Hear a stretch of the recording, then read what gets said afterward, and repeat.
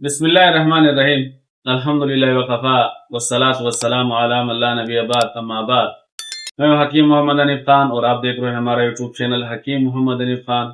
ہمارا موضوع ہے مقالہ عاشر، اور مقالہ عاشر کے فصل سادس یعنی کہ چھٹی فصل، اور چھٹی فصل ہے خوشبودار جڑی بوٹیوں کے متعلق، یعنی کہ وہ خوشبودار بوٹیاں اور وہ خوشبودار جڑیں جو دوان مستعمل ہے ان کی مزاجوں کے متعلق، امزجہ کے متعلق ہے۔ کل صرف مزاج کی اعتبار سے یہ سرد خشک ہے، سوسن یہ گرم خشک ہے، نرگس یہ گرم تر ہے، بنفشہ یہ سرد تر ہے،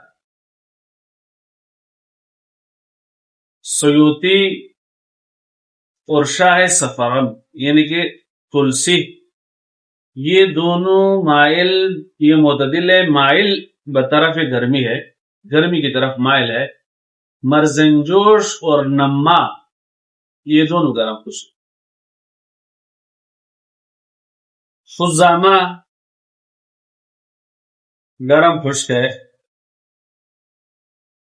فرنج مشک جس کو اردو میں رام تلسی کہتے ہیں یہ بھی گرم خشک ہے۔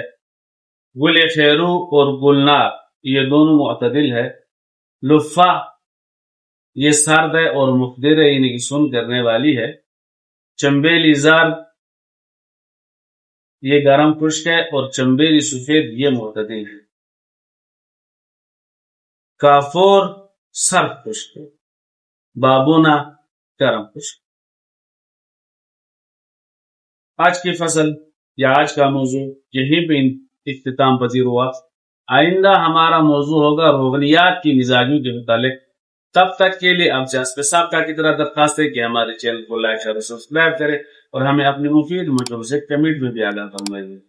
اجازت دیجیے، اللہ حافظ، السلام علیکم ورحمۃ اللہ وبرکاتہ۔